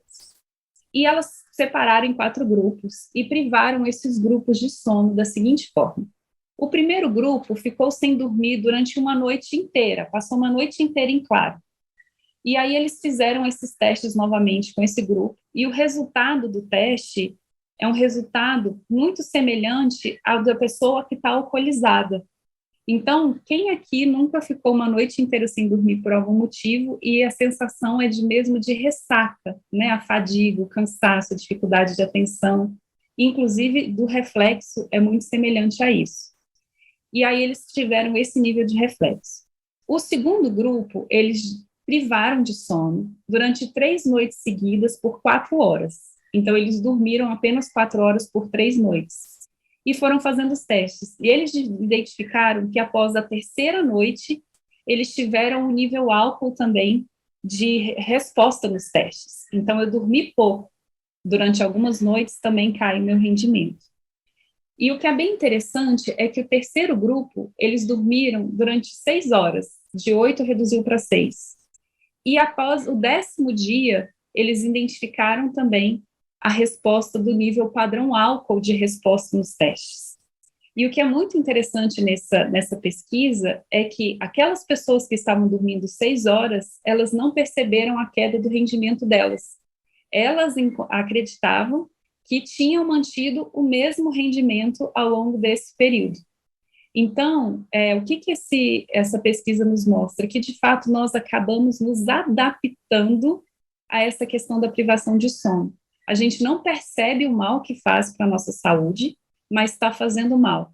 E aí eu me coloco a pensar, e inclusive a gente precisa se incluir dentro desse contexto também, o tanto que a gente fica, né? Como que poderia ser a questão da nossa produtividade, energia, disposição e humor se a gente não tivesse tão privado de sono, igual estamos socialmente. Estava fazendo uma live com o Dr. Giulio, que é um neurologista, no domingo, e ele falou o seguinte, que se a gente comparar o sono do brasileiro dos anos 60 para cá, nós perdemos 3 horas de sono no total. Então, é muito tempo que a gente tem perdido de sono ao longo dos anos. O sono, de fato, tem ficado assim, não é nem em segundo, nem em terceiro lugar, né? Um dos últimos lugares a gente dorme porque realmente a gente precisa. E isso vem trazendo uma série de consequências aí para a nossa saúde. E o 4º grupo dentro dessa pesquisa, aqueles que continuaram dormindo 8 horas, foram os que mantiveram, de fato, com os melhores padrões e respostas de resultado, sem ter essa queda, sabe? Então, uma reflexão para a gente poder identificar, eu estou privado de sono, eu estou só dormindo um pouquinho menos, eu realmente preciso respeitar esse sono e cuidar disso, né? Caminhando com isso, existe, então, a apneia do sono, que foi comentada e trazida aqui um pouco sobre ela, e eu falo que ela é um grande vilão, mas parece um cordeiro, porque ele é um dos grandes vilões do sono em função de todas as consequências que a apneia do sono causa para a nossa saúde. Então, de fato, assim, fugiu a palavra, vou arrumar uma outra palavra, mas é muito significativo o prejuízo, principalmente na parte cardiorrespiratória que nós temos também, porque eu fico sem respirar. O que é a apneia? É quando eu fico com mais de 10 segundos sem respirar. E quem tem apneia do sono faz isso durante várias vezes durante o sono. Então, acabam trazendo danos significativos para a saúde que precisa ser cuidado. Só que qual que é o desafio? Que o maior incômodo é o do outro. Quem ronca e quem tem apneia do sono não percebe. E aí acaba não procurando e acha que não precisa de ajuda em função disso. E um grande problema da apneia do sono também, assim como da questão da privação do sono, é que eu não começo a ter apneia do sono de um dia para o outro. é um processo, isso vai piorando ao longo dos anos. Então, eu vou me adaptando a me sentir cansado, a me sentir sem energia, a me sentir sonolento, e eu não percebo tanto que isso está me fazendo mal. Além disso, existem algumas questões sociais que falam assim, nossa, eu queria ser igual ao meu marido, deitar e dormir, porque ele deita e dorme na hora. Isso é um sinal de um alerta de que ele está com sono de baixa qualidade, que ele não tem nenhum processo que a gente chama de latência de sono, que aonde ele está dormindo, ele está com sonolência excessiva, e é um dos fatores, é um dos sintomas aí de que o sono está com a qualidade ruim. Às vezes a quantidade está boa, mas a qualidade está ruim. Então, precisa buscar o tratamento. E isso vai exigir ajuste de hábitos e a aceitação do tratamento, que acaba sendo um grande desafio dentro da apneia do sono, tanto com o uso do aparelho intraoral, às vezes também um acompanhamento quando é preciso fazer algum caso de cirurgia, e também no uso do CPAP, né, que as pessoas acabam tendo resistência em usar o CPAP. Mas o CPAP, para quem aceita o tratamento, é uma bênção, né? E as pessoas se casam com eles e viram o terceiro membro dentro do casamento ali da família, porque quando um deles não dorme bem, muitas vezes a gente encontra o marido que tem apneia do sono e a esposa que está com insônia, e os dois não dormem bem e ficam irritados, cansados, enfim, gerando uma série de transtornos aí. E aí nós vamos falar também um pouquinho da insônia, e como a doutora Ana Paula falou, que é o problema que causa, de fato, maior sofrimento, né? Eu falo para os pacientes, quando eles chegam assim, eu explico para eles, olha, eu entendo que quem está com insônia já está sofrendo muito, então o tratamento ele não tem que ser mais sofrimento ainda, a gente está aqui para poder, de fato, resolver esse problema. E a doutora Ana Paula explicou já sobre o modelo cognitivo de Spielman, que explica o que é essa insônia, e esse modelo também explica o porquê que a terapia cognitivo-comportamental, que é a terapia que eu trabalho, ela é considerada a primeira opção do tratamento da insônia. Então, existe um documento chamado Consenso Brasileiro de Sono, que é um documento que norteia os profissionais de saúde que vão trabalhar nessa área do sono, especificamente com a insônia, e ele vai direcionando, falando, olha, a primeira opção de tratamento para insônia, de fato, é a terapia cognitivo-comportamental. Por quê? Porque existe uma diferença que a gente precisa saber entre insônia sintoma e insônia transtorno. Então, eu tenho, assim como a febre é sintoma de várias doenças, eu estou com dor de garganta, infecção intestinal, Covid, eu tenho febre, isso é um sintoma. A gente tem a insônia como um sintoma também de outros transtornos, o hipotireoidismo, fibromialgia, dores crônicas. Então, a insônia, ela é um sintoma. E aí ela precisa ser vista de uma forma. Ela pode vir também associada, como eu falo que é uma mistura, né? A doutora Ana Paula está aqui para testemunhar isso, que ela é uma mistura quando a gente tem essa questão da depressão, da ansiedade, da bipolaridade, né? A gente não sabe quem começou primeiro ou não, mas o que a gente sabe muitas vezes é que se trata a depressão, se trata a ansiedade, e às vezes a insônia persiste. Então, é importante tratar a insônia também separadamente nesses casos, e nós temos, de fato, o transtorno de insônia, que tem esse modelo teórico que explica. Então, esse modelo, de uma forma mais reduzida, que a doutora Ana Paula já explicou um pouco mais, eu tenho fatores de risco para poder desenvolver insônia. Eu sou mais uma pessoa hiperalerta, ligada na tomada, tenho uma história de insônia na família, eu sou muito exigente, muito perfeccionista, eu gosto das coisas muito bem feitas, então eu tenho um risco maior de desenvolver insônia. Em determinado momento, acontece alguma situação na minha vida que estressante ou de mudança de hábito que faz com que eu tenha algumas noites mal dormidas, desencadeando aí um sono ruim. E isso acaba sendo mantido pelos fatores perpetuantes, os fatores mantenedores que a gente fala. Que quais são esses fatores que mantêm a insônia? Eu tive um problema, uma situação financeira, por exemplo, um problema de trabalho, fiquei desempregado por uns dias e depois eu retomei o trabalho, mas eu continuo não dormindo bem. Por quê? O que torna a insônia, de fato, um problema crônico? Primeiro fator, gente, é quando eu começo a desenvolver uma ansiedade antecipatória. Então, eu começo a me preocupar muito com o sono próximo à hora de dormir. Em vez de eu entrar no estado de relaxamento que eu preciso para me acalmar, relaxar, para que o sono aconteça, eu entro justamente no estado de hiperalerta. Então, isso causa uma ativação no meu sistema nervoso simpático e me torna alerta, que dificulta esse sono, de pegar esse sono. E essa ansiedade antecipatória, então, mantém esse sono ruim, essa dificuldade em iniciar ou até de manter o sono. Além disso, a gente tem um hiperfoco relacionado ao sono. Eu falo com os pacientes que quem tem insônia pega uma lupa e direciona para o sono. Então, se aconteceu determinada coisa, alguma discussão, algum estresse, já pensa, eu não vou conseguir dormir direito. Ou então, se eu não dormir direito, eu não vou fazer academia, eu não vou conseguir trabalhar direito. Então, a vida acaba tendo uma lupa direcionada no sono, a gente tem um hiperfoco associado a isso, e eu começo a ter uma necessidade de controlar o meu sono. E depois eu vou falar dessa parte do controle. Então, tem essa necessidade de controlar o sono. Associado a isso, existem também mudanças de hábito e de rotina, numa tentativa de resgatar esse sono que não foi bom na noite seguinte, então eu começo a mudar os meus hábitos, tentando melhorar isso. Eu fico um pouquinho mais na cama, de manhã cedo, ou então eu deito mais cedo, mas afinal de contas eu estou muito cansado, às vezes eu deito à tarde, eu tomo café, enfim, eu começo a buscar uma série de estratégias para tentar compensar as minhas noites mal dormidas, e essas estratégias acabam mantendo o sono ruim também. Junto com isso, a gente tem uma associação da cama com ficar acordado. A cama deixa de ser aquele lugar gostoso de quem dorme bem e deita e descansa, e ela passa a ser, então, um lugar onde eu deito e eu ligo os botões dos pensamentos. Quem começa a ter insônia começa a ficar na cama pensando, e eu explico também para os pacientes a seguinte situação que é muito real na nossa vida hoje em dia. O celular, ele tomou posse da nossa vida, no nosso tempo. E nós não temos mais tido muito tempo para poder pensar. Às vezes a gente está numa fila de banco, a gente está comendo, está fazendo alguma coisa, as pessoas estão indo ao banheiro e levando o celular, ouvindo alguma coisa enquanto tomam banho. E aí o único momento do dia que tem sem o celular é na hora que eu desligo o celular e deito para a cama para dormir. E aí esses pensamentos vêm porque a gente precisa de um tempo para poder refletir e para poder pensar. Então, acaba também sendo um fator potencializador aí da insônia.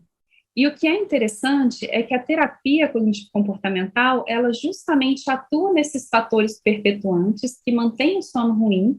A gente vai trabalhar nesses fatores. Eu falo que quem tem insônia tem pensamento de insônia. E a gente tem que fazer essa pessoa voltar a confiar no sono, a ter mais confiança de que ela é capaz de autogerar sono e voltar a ter pensamento de quem dorme bem. Um dos pensamentos de insônia é que quem tem insônia acorda no meio da noite e fala assim, não acredito, acordei, não vou conseguir dormir, já era, não vou mais conseguir trabalhar. Então, na hora que eu acordo, isso vira um grande problema. E não tem que ser. Acaba sendo uma crença que nós temos de que eu só durmo bem se eu dormir a noite inteira. Não. Nós, como elas explicaram, nosso sono funciona em ciclo, e eu posso completar um ciclo de sono, acordar, ver se está tudo bem ao meu redor e voltar a dormir.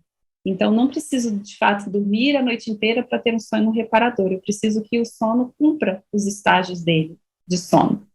Mas quem tem insônia acorda no meio da noite e vê isso como um problema. E quem dorme bem pensa o quê?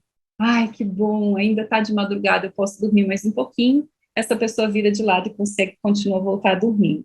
Então, uma das ferramentas, das estratégias que a gente trabalha também na terapia cognitivo-comportamental para insônia é justamente nesses pensamentos, né, de muito foco, muita preocupação associado ao sono. Eu não sei como é que está o meu tempo, vocês podiam me dar uma luz para poder saber, porque eu ainda tenho algumas coisinhas aqui para poder trazer. Já acabou? Como é que está? Já passamos os 20 minutos, mas se tiver perto, acho que pode concluir, né? Tá. Não acelerada, a gente conclui. Que eu vejo que é muito importante, que é o seguinte, eu tenho percebido que muitas pessoas estão chegando no consultório porque elas conhecem sobre higiene do sono e começam a aplicar a higiene do sono e elas não conseguem dormir e às vezes até pioram o sono. Por que eu vejo que isso tem acontecido e eu observo isso? Porque existe, quem tem insônia, uma tendência a querer controlar o sono. E o sono, ele é natural, ele acontece espontaneamente. E essa necessidade de controle faz com que eu atrapalhe ele de funcionar naturalmente. Assim como a respiração, nós temos esse processo de respirar, que ele é automático, a gente tem um certo controle em relação a isso. Eu consigo ficar sem respirar um tempo, respirar muito rápido. O sono, ele tem um mecanismo parecido com esse, de funcionamento. E quando eu começo a querer controlar aquilo que eu não preciso controlar, que eu preciso respeitar, aí eu acabo tendo um problema, uma questão de insônia. Então, eu tenho trabalhado no consultório essa questão também dessa necessidade de controle, que os pacientes que chegam com insônia, ou eles estão com uma necessidade de querer controlar demais a vida, as coisas, estão muito preocupados, muito alertas, ou uma necessidade de controlar o sono. E a gente vai estar trabalhando também essas questões associadas ao controle. E aí, uma pergunta para fazer para vocês, finalizando agora, e agora? Né? O que você vai fazer com isso? Então, a gente pegou uma série de informações que a Aliciane nos trouxe, da importância do sono, quais são as consequências para a nossa saúde, para a nossa qualidade de vida, que a doutora Ana Paula trouxe também em relação à insônia, e o que você vai fazer com isso? Você não pode assistir uma palestra dessa e saber que o seu sono está ruim, identificando aí nos questionários, e não fazer nada com isso. E qual que é a sugestão, então? Procurem os médicos, os profissionais, especialistas em sono. Então, existe um site da Associação Brasileira do Sono, na aba certificações, vocês vão encontrar todos os profissionais que são certificados no sono. Busquem profissionais especialistas para cuidar do que de fato está atrapalhando, né? Então, é importante buscar, cuidar e tratar de fato desse sono. E é isso, gente, eu só queria agradecer e falar que, de fato, a gente atinge, né, o melhor da gente quando a gente dorme bem. Então, se a gente quer ter uma vida boa, ter saúde, longevidade, aí, é importante estar respeitando esse sono, não controlando, mas respeitando esse sono e tratando ele com muito carinho, porque ele merece, né? Obrigada, era isso que eu tinha para compartilhar com vocês. Obrigada, Danuska. Gente, muito obrigada por terem ficado conosco até agora. Eu não sei se a doutora Danuska quer permanecer ou a doutora Ana Paula. Eu vou ter que me retirar. Eu posso permanecer, eu vi que não tem muitas perguntas, não sei se ainda virão algumas, mas são coisas bem simples até, que eu acho que a gente poderia falar rapidinho. O que você acha, Danuska? Eu topo, pode ser. Tá. Fica à vontade, Aliciane, acho que não tem problema nenhum. Tá, eu vou pedir licença, então. Queria agradecer também à PGR pela abertura, agradecer ao Juliano por ter nos recebido tão bem, por toda a gentileza, a todos que estão aqui, obrigada mais uma vez. E se tiver alguma pergunta que seja direcionada a mim especificamente, todo mundo tem meu contato aqui, podem mandar para nós e a gente fica à disposição. Obrigada, viu? Boa noite. Boa noite. Boa noite, querida. Tchau. Tchau. Obrigado, doutora Aliciane. Tchau. Obrigada. Eu separei aqui as perguntas com relação às doenças do sono. Qual médico, né, qual especialidade procurar? É até um pouco esse final que a senhora estava comentando, né, doutora Danuska? Quer que eu fale, Danuska? Pode falar, doutora Ana Paula. Posso falar? A medicina do sono, ela é multidisciplinar. Então, como as doenças do sono, elas mexem com várias áreas da saúde, então nós temos dentistas, nós temos psicólogos, fisioterapeutas, psiquiatras, pneumologistas, neurologistas, neurofisiologistas, é muita gente. E mais o que nós temos que procurar realmente são certificados pela Associação Brasileira de Sono, e além disso, dependendo da área, se a gente fala um pouco mais sobre problemas de ronco, de apneia, a gente tende a ir mais atrás do pneumologista. Se a gente está falando mais de uma questão de insônia, geralmente quem avalia primeiro é um psiquiatra, mas não necessariamente, porque se você é um médico do sono, você consegue ter uma abrangência, ou pelo menos, se percebe alguma coisa muito específica, encaminha diretamente para aquele profissional, aquele colega que é mais especializado. Então, sendo médico do sono, em princípio, qualquer um pode avaliar, tá bom? Outra questão é compensar problemas no sono da noite com dormir à tarde é saudável? De fato, é uma das orientações para quem tem problema do sono. Quem tem insônia não deve dormir à tarde, atrapalha. E a doutora Ana Paula trouxe que a gente tem uma orquestra que funciona para poder coordenar o nosso sono. E esse sono da tarde pode atrapalhar, sim, esse voltar a pegar no sono no início da noite. A gente tem um mecanismo de funcionamento homeostático também no nosso organismo. Então, não é bom dormir à tarde. Existem alguns estudos que mostram que é bom um cochilinho depois do almoço, principalmente para quem não tem insônia, que faz bem, mas ele não deve ser longo, em torno de 20 minutos, né? Mas não se estender além disso. Você quer complementar, doutora Ana Paula? A única questão que é importante da gente pensar é que existem pessoas que têm o hábito de fazer isso, mas se fizer, tem que ser por um tempo realmente curto. Agora, quando a gente fala de um longo dormidor, muitas vezes o longo dormidor, ele realmente não tem possibilidade de dormir as 9 horas que seriam necessárias para ele. O longo dormidor, ele vai estar sempre em privação de sono. Então, uma forma de ajustar isso seria o pequeno cochilo após o almoço, uma coisa de mais ou menos meia hora. Por que não mais? Para que a gente também não entre em todo o ciclo do sono, onde você vai para o sono mais profundo, e a partir daí você começa a ficar mais inebriado, é difícil de sair. Então, aquilo que você gostaria que seria um repouso para a recuperação acaba se tornando um pesadelo, porque você não consegue acordar. Então, para o longo dormidor, às vezes ele consegue dormir lá 8 horas e meia à noite, mas ainda sente muito cansaço e vai dormir aquele cochilo. E a gente sabe se é longo dormidor, ou curto dormidor, ou médio dormidor, quando você tem um tempo livre, primeiro que é um padrão ao longo de uma vida, e quando você tem um tempo livre para dormir, em período de férias, por exemplo, quanto você normalmente dorme quando você está bem nas férias? Lembrando que você está livre para dormir o tempo que precisar. Isso não vale para os primeiros dias de férias, que você às vezes ainda está fazendo ajustes, mas quando você tem mais dias, é fácil de perceber. As pessoas tendem a saber quanto precisa de sono, geralmente sabem. Bom, temos mais 3 perguntas aqui. Tosse crônica pode estar associada a problemas no sono? Sim, a tosse crônica, ela muitas vezes está relacionada a refluxo gastroesofágico. E o refluxo gastroesofágico é um daqueles problemas clínicos muito comuns de atrapalhar o sono.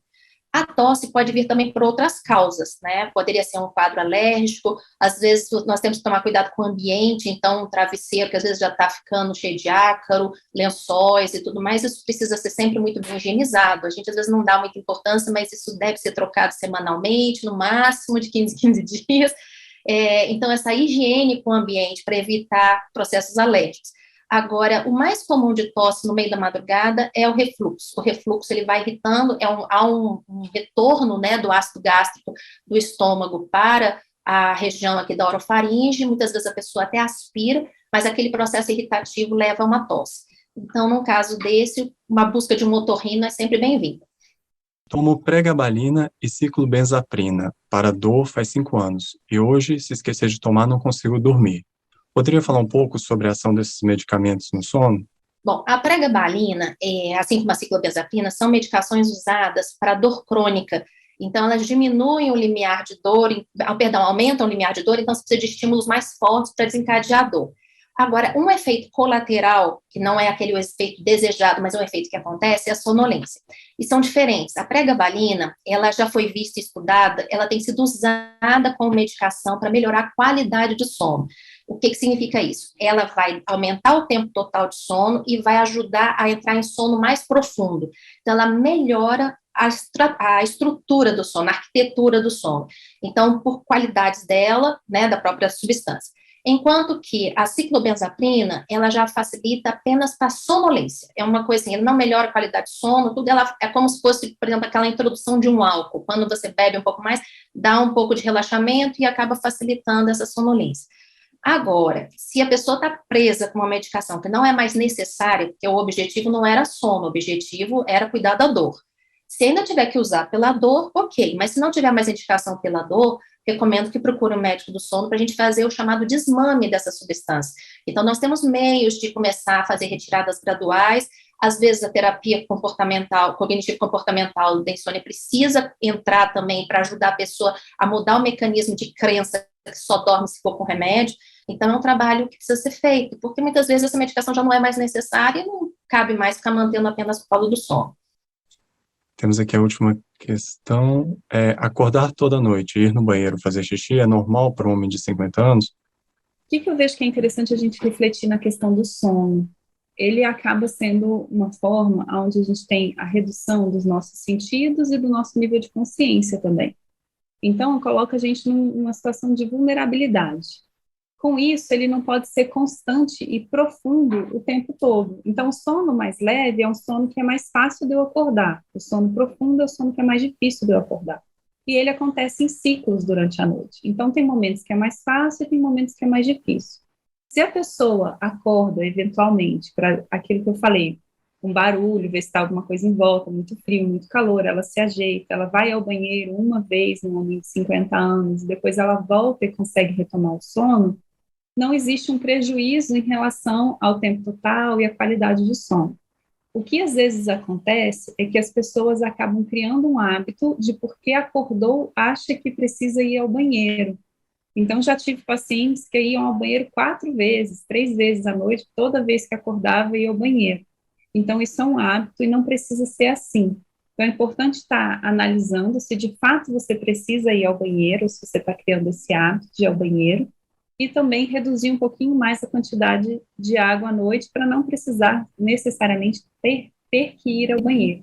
Mas se você pode acordar e voltar a dormir, não tem problema nenhum em relação a isso. É isso, doutora Ana Paula? É verdade.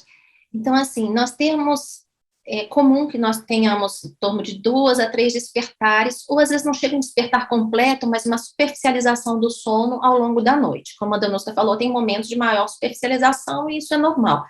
Agora, ir ao banheiro durante a noite, nem todos precisam, mas é comum, a partir dos 45 anos, os homens começam a ter um pouquinho de aumento da próstata. Então, mesmo que faça um esvaziamento, né, por meio da urina antes de deitar, às vezes não consegue esvaziar completamente por causa desse aumento da próstata, que é uma coisa natural. Então, muitas vezes precisa ir no meio da noite para completar aquilo que não foi retirado antes de deitar. Então, por isso, a gente recomenda, e é uma das regrinhas da higiene do sono, não se hidratar demais antes de dormir. A gente pede que seja no máximo 2 horas antes de dormir, você bebe toda a água que você queria, enche a bexiga e vai esvaziando até a hora de dormir. Isso evita de acordar para fazer xixi. Mas se acordar e voltar a dormir, não tem problema nenhum. Isso daí não causa dano. Então é isso. Então terminamos hoje, as questões aqui já foram todas esclarecidas. Parabéns, doutora Ana Paula Megali, a doutora Danuska Torcaski, que ainda estão presentes, a doutora Aliciane Mota, que se retirou, né, agora há pouco, e parabéns pela iniciativa, né, por esse evento que é importante, né, e espero que tenha trazido muitos esclarecimentos aí para todos, e é isso, boa noite a todos. Passo a palavra aí para a doutora Ana Paula, né, para despedir. Até mais. Então, gente, muito obrigada pelo convite, né, nós ficamos muito satisfeitos, tivemos uma audiência boa, e realmente é um momento, assim, todo mundo já está cansado, precisando ir desligando os estímulos para ir para a cama daqui a pouco, mas a gente agradece muito, e a mensagem principal é que eu quero que vocês passem a dar importância para o sono. Quem está desrespeitando o sono, passe a respeitar, passe a se preparar para dormir, vamos nos desligar das telas, não vamos ficar escravos de computador, de celular, vamos procurar realmente cuidar da saúde. E aqueles que já estão vivendo um problema, não se acostumem com o problema, procurem solucionar. Né? Na internet vocês vão achar muitas coisas sobre higiene do sono, procurando um médico especialista também, isso vai poder ajudar bastante, e distinguir o que é o problema e o que às vezes, alguma coisa que não chega às vezes nem a ser um problema e a pessoa às vezes está sofrendo sem necessidade. Então fica a minha mensagem, agradeço a todos, uma boa noite, bom sono. Obrigada, gente, reforço, né, as palavras da doutora Ana Paula, né, e agradeço, né, a estarmos aqui na PGR e também a diretoria da semana, da regional aqui do DF, que possibilitou que estivéssemos aqui fazendo esse evento. E aproveitem para assistir outras palestras também durante essa semana, que vão estar acontecendo aí na Associação Brasileira do Sono, tá? Boa noite a todos. Uma camisetinha aqui, hein? Boa noite, gente. Boa noite, tudo de bom. Tchau.